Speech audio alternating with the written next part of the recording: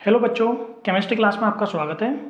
पिछली क्लास में हमने अल्कोहल के इंट्रोडक्शन के बारे में और उनकी क्लासिफिकेशन के बारे में डिस्कस किया था। आज हम उससे आगे प्रोसीड करेंगे। आज जो हम डिस्कस करने वाले हैं वो अल्कोहल के नोमेनक्लेचर, उनके आइसोमरिज्म और हाइड्रोजन बॉन्डिंग के बारे में डिस्कस करेंगे। तो स्टार्ट करते हैं नोमेनक्लेचर के साथ में।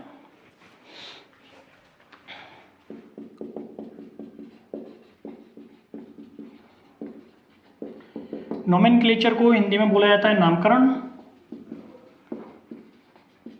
एल्कोहल के यदि हम नामकरण की बात करते हैं तो एल्कोहल के नामकरण की तीन मेथड्स हैं। पहला होता है ट्राइवियल मेथड, जिसे हिंदी में बोला जाता है रूढ़ पद्धति। सेकंड जो मेथड होता है वो होता है आपका डेरिवेटिव या carbinol method. Carbinol method Hindi में बोला जाता है इसको व्युत्पन्न या कार्बिनोल पद्धति।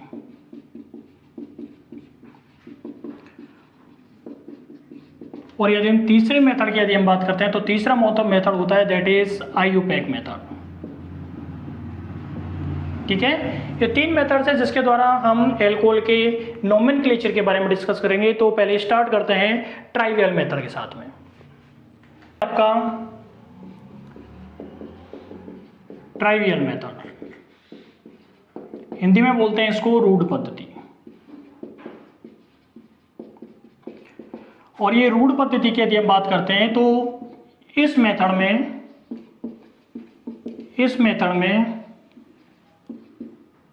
एल्कोहल को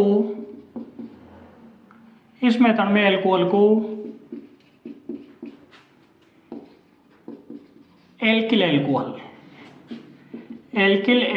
कहा जाता है। ठीक है ना। तो बच्चों ये जो मेथड होता है ट्राइवियल मेथड, इस मेथड में एल्कोहल को एल्किल एल्कोहल के नाम से जाना जाता है। एग्जांपल देखिए आप इसमें कैसे होता है। सपोज कीजिए हमारे पास CH3OH है। ठीक है, हम जानते हैं कि CH4 होता है, उसे क्या बोलते हैं? मीथेन बोलते हैं। क्या बोलते हैं? मीथेन बोलते हैं। इस मीथेन में से यदि एक हाइड्रोजन क्या होता है? बाहर निकल जाता है तो हमारे पास बनता है CH3। ठीक है, CH3 इसको बोला जाता है मिथाइल। ठीक है, मिथाइल बोला जाता है। और इसका नाम क्या हो जाएगा? ये मिथाइल हो गया तो OH क्या होता है आपका? एल्कोहल। ठीक है ना। तो ये इसका नाम क्या हो जाएगा आपका? Methyl alcohol. Methyl alcohol, methyl alcohol. Second यदि हम एग्जांपल देखते हैं तो CH3 CH2OH, दो कार्बन है, दो कार्बन को बोला जाता है इथाइल एल्कोहल। ठीक है, तीसरा एग्जांपल यदि हम देख लेते हैं तो CH3 CHOH CH2 और CH3। ठीक है, देखो इसमें सेकेंडरी कार्बन पर क्या लगा हुआ है? OH समूह लगा हुआ है, इसलिए इसका नाम क्या हो जाएगा? सेकेंडरी। चार कार्बन है, ब्यूटिल और एल्कोहल। सेकेंडरी ब्यूटिल और एल्कोहल। ठीक है, एक एग्जांपल और देख लेते हैं हम CH3 CHOH। ठीक है, ये जो ग्रुप होता है that is iso group. CH3 CH3 that is iso group. ठीक है ना। और ये तीन कार्बन है तो इसका नाम हो जाएगा आइसोप्रोपाइल, और OH है तो एल्कोहल, तो इसका नाम हो जाएगा आइसोप्रोपाइल एल्कोहल। ठीक है, एक एग्जांपल और देख लेते हैं हम। यहाँ पे लिख देता हूं मैं एक एग्जांपल को और, कि सपोज करो हमारे पास है CH3 और OH। ठीक है ना। ये देखो यहाँ पे OH समूह है, टर्सरी कार्बन पर जुड़ा हुआ है, तृतीयक कार्बन पर जुड़ा हुआ है तो टर्सरी। ठीक है, चार कार्बन है तो ब्यूटाइल, और क्या नाम हो जाएगा इसका? एल्कोहल। Tertiary butyl alcohol. तो ये हमारा ट्राइवियल मेथड होता है जिसमें एल्कोहल को इस प्रकार नामकरण इसका किया जाता है या नोमेनक्लेचर किया जाता है। सेकंड मेथड हम पढ़ते हैं दैट इज डेरिवेटिव और कार्बिनोल मेथड। मेथड होता है हमारा डेरिवेटिव और कार्बिनोल मेथड। डेरिवेटिव या कार्बिनोल जो मेथड होता है इसमें जो एल्कोहल्स होते हैं, ठीक है, उन्हें मेथिल एल्कोहल का व्युत्पन्न माना जाता है। ध्यान रखना, मेथिल एल्कोहल देखो क्या होता है? CH3OH। ये क्या अपने पास क्या होता है? इसका नाम क्या होता है? Methyl alcohol. है ना, और इसका व्युत्पन्न माना जाता है, डेरिवेटिव माना जाता है, जैसे कि CH2OH, इसका एक हाइड्रोजन अपन ने हटा दिया और कार्बन की एक वैलेंसी ओपन कर दी, इसे बोला जाता है कार्बिनोल्स। क्या बोला जाता है इसको? कार्बिनोल। ठीक है, एग्जाम्पल देख लेते हैं इसका। तो देखो आप, हमारे पास है CH3, CH2 और OH। ठीक है, CH3 CH2OH, तो ये तो क्या हो गया अपने पास CH2OH, तो कार्बिनोल, और इसको क्या बोलेंगे? मिथाइल, तो इसका नाम हो जाएगा मिथाइल कार्बिनोल। ठीक है, सेकंड हम चलते हैं एग्जांपल पे, CH3 CH2 CH2OH, ये हो गया हमारे पास CH2OH, तो क्या हो गया? कार्बिनोल ग्रुप हो गया, और इसको क्या बोलेंगे? इथाइल, तो इसका नाम हो जाएगा इथाइल कार्बिनोल। ठीक है, नेक्स्ट एग्जांपल चलते हैं, एक CH3 CH3CHOH। यहाँ पे देखो मैंने क्या किया, एक वैलेंसी तो यहाँ पे ओपन कर दी, एक और हाइड्रोजन हटा दिया यहाँ से, और कार्बन की एक वैलेंसी और ओपन कर दी, और यहाँ पे क्या लगा दिया? 2 CH3, 2 मिथाइल ग्रुप लगा दिए, तो इसका नाम क्या हो जाएगा? डाई मिथाइल, और ये वाला कौन सा ग्रुप हो गया? कार्बिनोल, तो इसका नाम हो जाएगा डाई मिथाइल कार्बिनोल। ठीक है ना, और यदि एक और देख लेता हूं एग्जांपल, तो ये देखो आप, CH3 CHOH CH2 और CH3, ये हो गया मेथिल और ये हो गया एथिल, या मिथाइल या इथाइल, और ये क्या हो गया आपके पास? कौन सा ग्रुप हो गया? कार्बिनोल। तो चूंकि E होता है इथाइल में, M से पहले आता है, इसलिए इसका नाम क्या हो जाएगा? Ethyl methyl carbinol. क्या नाम हो जाएगा इसका? इसका नाम हो जाएगा आपका इथाइल मिथाइल कार्बिनोल। ठीक है ना, तो जो कार्बिनोल जो मेथड होता है उसमें इस प्रकार से अल्कोहल का नामकरण या नोमेनक्लेचर किया जाता है। नेक्स्ट जो हम चले हैं तीसरा, that is IUPAC method. IUPAC method हम पढ़ेंगे तीसरा वाला, तो स्टार्ट करते हैं तीसरा वाला मेथड। थर्ड वन जो मेथड है दैट इज IUPAC मेथड। और जो ये मेथड होता है, इस मेथड में एल्कोहल्स को एल्कीनोल्स कहा जाता है। ठीक है, क्या कहा जाता है? एल्कीनोल्स कहा जाता है। एग्जांपल देखिए, हमारे पास है CH3OH, एक कार्बन को बोलते हैं मेथेन, और लास्ट में लग जाएगा ओल, तो इसका नाम क्या हो जाएगा? मेथेनॉल। ठीक है, नेक्स्ट हो गया CH3 CH2OH, इसका नाम हो जाएगा आपका, 2 कार्बन है, एथेन होता है, और लास्ट में लग जाएगा ऑल, एथेनॉल। हमारे पास एक एग्जांपल है CH3 CH2 और CHOH और CH3। ठीक है, ये हमारे पास है, तो देखो इसका नाम क्या हो जाएगा? 1 2 3 4 5, 5 कार्बन है, 5 कार्बन को बोलते हैं पेंटेन, और 2 पर क्या है? इधर से हम यदि नंबरिंग करते हैं 1 2 3 4 5, तो 2 पे क्या हो जाएगा? एल्कोहल ग्रुप है ना, तो क्या नाम हो जाएगा इसका? 2 पेंटेनॉल। ठीक है ना, तो ये आपका IUPAC मेथड होता है, जिसमें हम एल्कोहल्स का नोमेनक्लेचर करते हैं, नामकरण करते हैं। ठीक है, नेक्स्ट टॉपिक जो होता है हमारा आइसोमरिज्म होता है, समावयवता होता है, जिसे हम अब डिस्कस करने वाले हैं। नेक्स्ट टॉपिक है हमारा आइसोमरिज्म, हिंदी में बोलते हैं इसको समावयवता। ठीक है, हमारे पास आता है कि समावयवता होती क्या है, इसकी डेफिनेशन क्या होती है?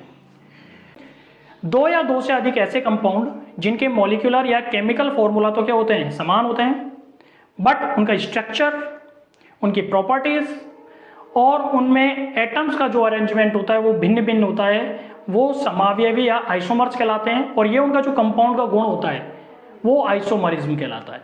ठीक है ना, कौन कौन से देखो समावयवता पाई जाती है वो देखते हैं। एल्कोहल के यदि हम आइसोमरिज्म की बात करते हैं, तो एल्कोहल में 4 प्रकार की आइसोमरिज्म होती है, पाई जाती है। फर्स्ट इज चेन आइसोमरिज्म,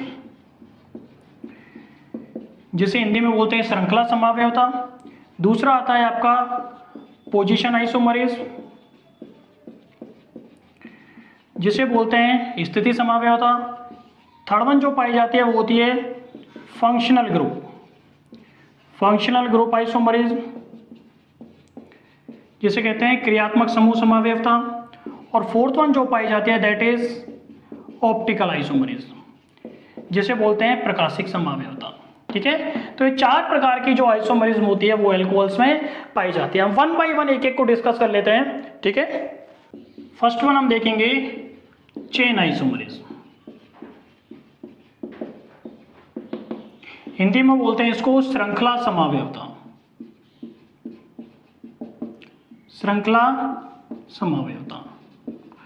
और इस श्रृंखला समावयवता की बात करते हैं तो इसमें जो कंपाउंड होता है उसकी श्रृंखला होती है या चेन होती है, वो क्या हो जाती है, भिन्न हो जाती है। देखो कैसे होती है। हमारे पास एक एग्जांपल है C4H9OH, दैट इज ब्यूटेनॉल, और इसको हम लिख सकते हैं C4H10O, कैसे भी लिख सकते हैं, ठीक है। चेन बनाते हैं इसकी CH3 CH2 CH2 CH2OH। ये हमारे पास क्या हो गया, देखो 4 कार्बन है, ब्यूटेनॉल, ये इसका नाम होता है।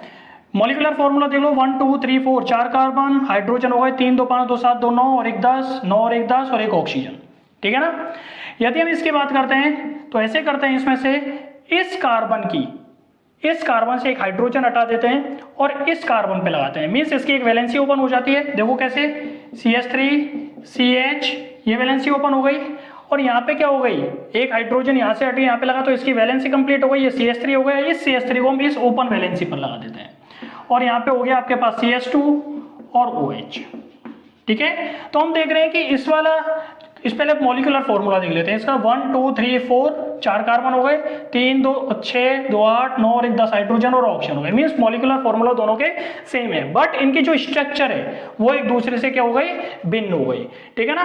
तो क्या नाम हो जाएगा इसका, 2 पे मेथिल है, 2 मिथाइल और प्रोपेनॉल,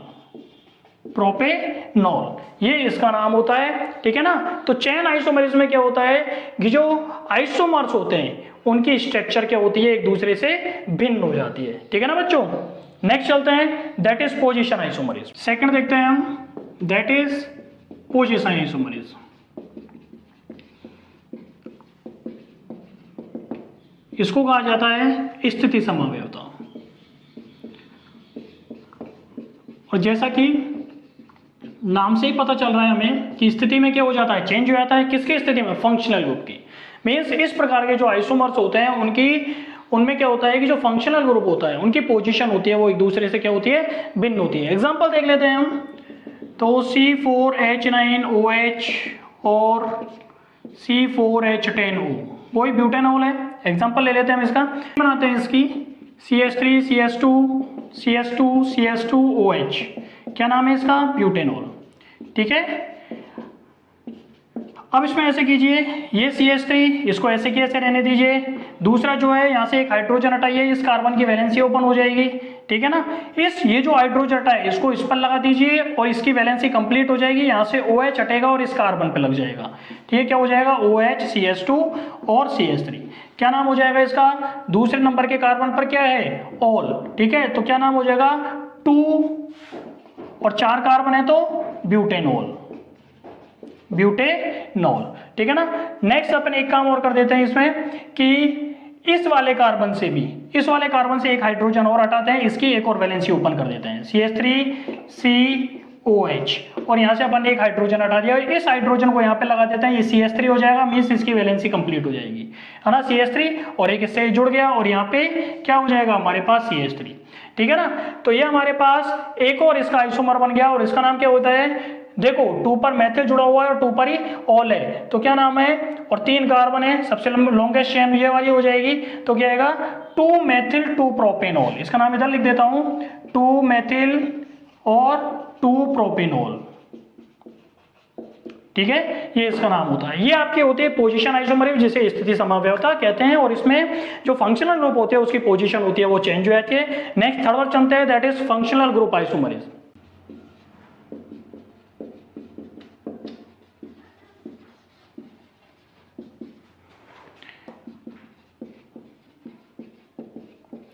फंक्शनल ग्रुप आइसोमरिज्म बोला जाता है क्रियात्मक समूह समावयवता।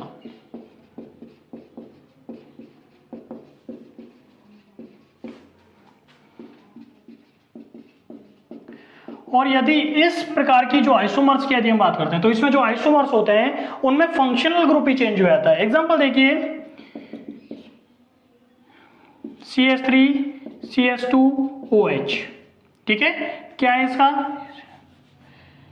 C2H5OH ऐसे लिख देते हैं, ठीक है, एथेनॉल, ठीक है ना, एथेनॉल। या फिर इसको लिख देते हैं हम, पहले इसका मॉलिक्यूलर फॉर्मूला लिख देते हैं C2H6O, ये इसका मॉलिक्यूलर फॉर्मूला है। चेन बनाते हैं CH3 CH2 और OH, दैट इज 2 कार्बन है, एथेनॉल, है ना। अब इसमें देखो आइसोमर्स की यदि हम बात करते हैं तो CH3, इस ऑक्सीजन को अंदर आ जाएगा ये O, और ये जो कार्बन है इसकी वैलेंसी एक ओपन है, इस पर एक हाइड्रोजन और हो जाएगा, तो ये क्या हो जाएगा, इसकी वैलेंसी कंप्लीट हो जाएगी। क्या नाम हो जाएगा इसका? इसको बोला जाता है डाई मेथिल ईथर। देखो यहाँ पे तो अपने पास क्या है, इथेनॉल, और यहाँ पे क्या OH ग्रुप है, यहाँ पे फंक्शनल ग्रुप, और यहाँ पे क्या हो गया, ईथर हो गया, ROR हो गया, ठीक है ना। तो क्या नाम हो गया इसका? डाई मेथिल ईथर, या फिर इसको बोलते हैं मिथॉक्सी मेथेन, मिथॉक्सी मीथेन, ठीक है। सेकेंड एग्जाम्पल देख लेते हैं एक हम, C3H7OH, C3H7OH that is propanol. क्या नाम हो जाएगा? CH3 CH2 CH2 और OH, 3 कार्बन है, हो जाएगा इसका नाम प्रोपेनॉल, ठीक है। इसका आइसोमर देखो कैसे होगा, ये ऑक्सीजन को अंदर दे दो, क्या हो जाएगा, CH3 CH2O, और ये जो कार्बन है इसकी एक वैलेंसी ओपन हो जाएगी, ठीक है ना। तो ये हाइड्रोजन इसकी वैलेंसी को फुलफिल कर देगा, क्या हो जाएगा इसका नाम, CH3, इसका नाम हो जाएगा methoxy ethane, methoxy ethane.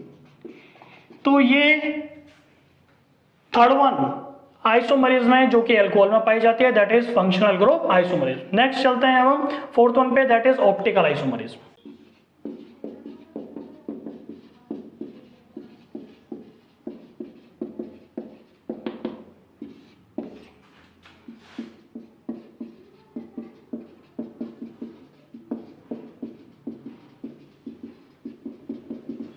Fourth one देखते हैं, that is optical isomerism. Optical isomerism के लिए सबसे पहले जो कंडीशन होती है, जो कंपाउंड होता है उसमें एक कायरल कार्बन का होना आवश्यक होता है, ठीक है।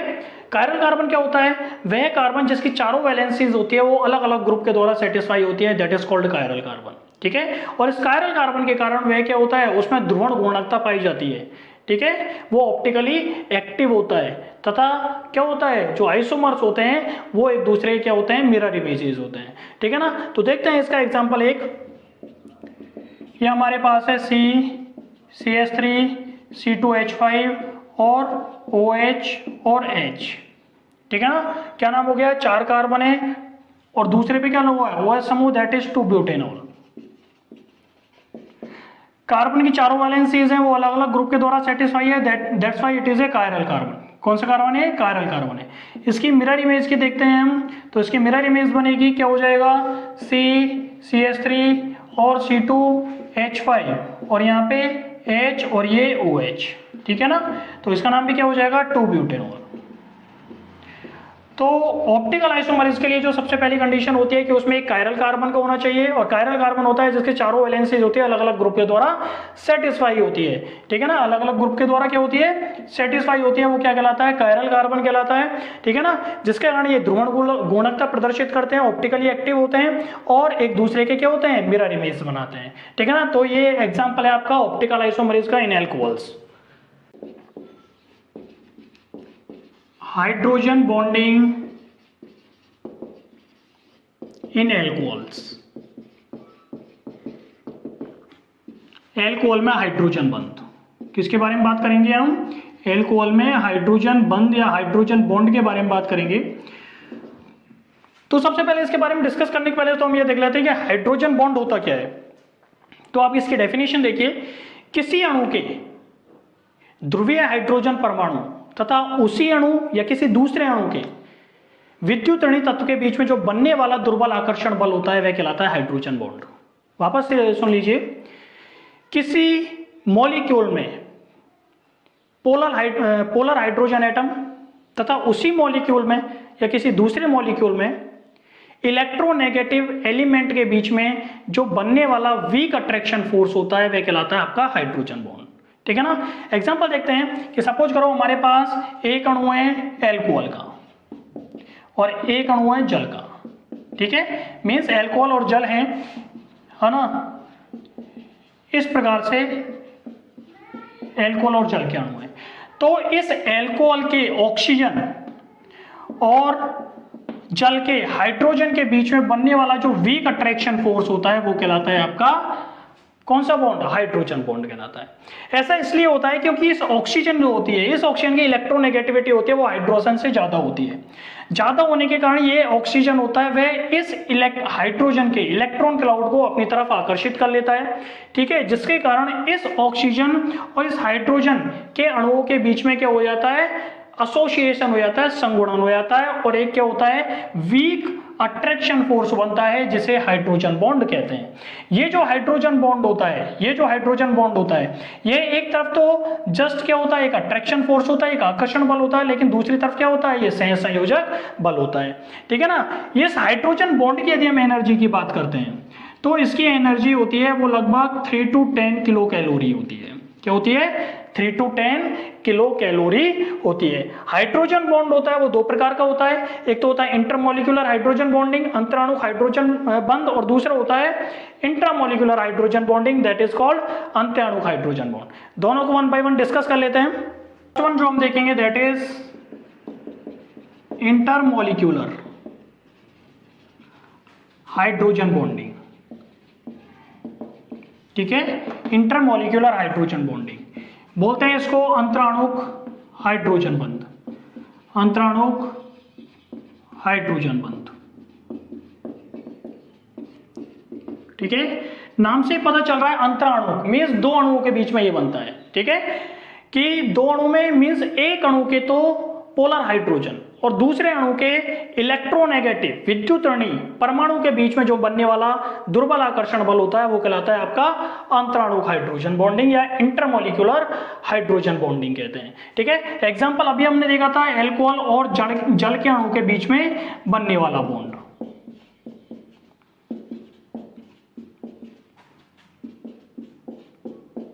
ठीक है। तो ये देखो इसके बीच में ये बन रहा है, इनके बीच में ऑक्सीजन और हाइड्रोजन के बीच में बन रहा है, एक अणु के तो ऑक्सीजन और दूसरे अणु के हाइड्रोजन के बीच में बनने वाला जो बॉन्ड होता है दैट इज कॉल्ड क्या? Hydrogen bond. तो ये वाला बॉन्ड कौन सा हो जाएगा आपका?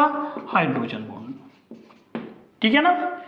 सेकंड हम चलते हैं that is intramolecular hydrogen bonding.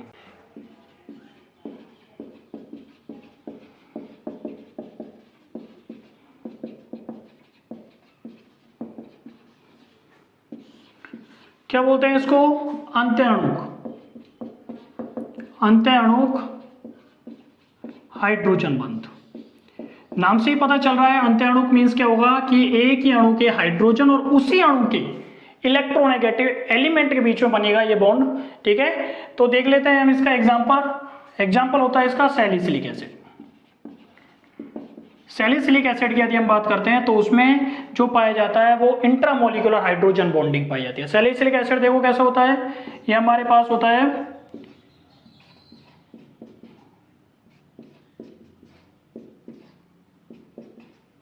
और ये बॉन्ड बन रहा है, ठीक है ना। ये हमारे पास होता है सैलिसिलिकम, है ना। सैलिसिलिक हम लोग देख रहे हैं कि एक अणु के मीन्स उसी अणु के तो हाइड्रोजन और उसी अणु के ऑक्सीजन के बीच में जो बनने वाला बॉन्ड होता है वो कहलाता है आपका इंट्रामोलिक्यूलर हाइड्रोजन बॉन्ड, ठीक है। यदि हम दूसरा एग्जांपल इसका देखते हैं तो ऑर्थोनाइट्रोफिनॉल, इसमें भी आपकी इंट्रामोलिक्यूलर हाइड्रोजन बॉन्डिंग पाई जाती है। क्या होती है वो देख लीजिए आप, देखिए किस तरीके से होती है। एन डबल बॉन्ड O और ये O, ठीक है, और ये O और H, क्या नाम हो गया इसका?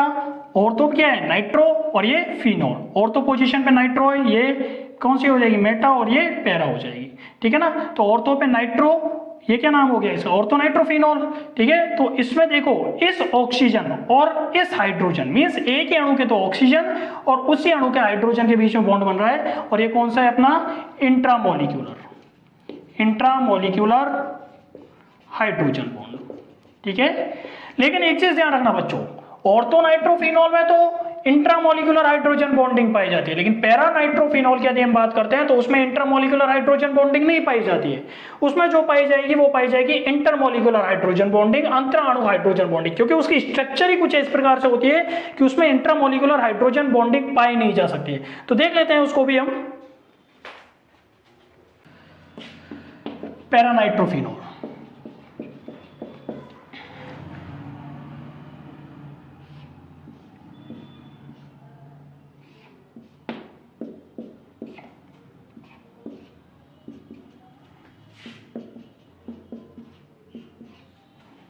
ये हमारे पास क्या है, पैरानाइट्रोफिनॉल। ये पैरानाइट्रोफिनॉल का हमारे पास एक अणु है और ये देखो यहाँ पे इसके स्ट्रक्चर इस तरीके से होते हैं कि इसके और इस हाइड्रोजन के बीच में बॉन्ड बन ही नहीं सकता, इसलिए ये दूसरे जो मॉलिक्यूल है उसके साथ ये क्या होता है, बॉन्ड बनाता है। कैसे बनाता है हाइड्रोजन बॉन्ड, देखो वो देखो आप,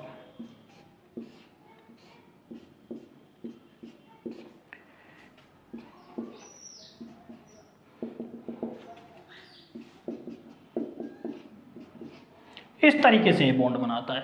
तो एक अणु के ऑक्सीजन और दूसरे अणु के हाइड्रोजन के बीच में बनने वाला जो वीक अट्रैक्शन फोर्स होता है वो क्या कहलाता है, हाइड्रोजन बॉन्डिंग कहलाती है। दो अणुओं के बीच में बन रहा है इसलिए बोला कहलाता है क्या, इंटरमोलिक्यूलर। तो ध्यान रखना बच्चों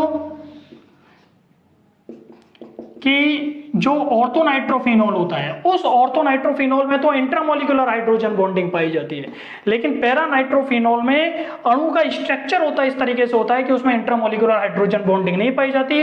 उसमें जो पाई जाएगी वो पाई जाएगी इंटरमोलिकुलर हाइड्रोजन बॉन्डिंग, अंतराणु हाइड्रोजन बंद होगा वो पैरानाइट्रोफिनॉल में पाया जाएगा। ठीक है ना बच्चों, आज के लेक्चर में बच्चों इतना ही, रिमेनिंग पार्ट हम नेक्स्ट लेक्चर में डिस्कस करेंगे। Thank you, thanks a lot.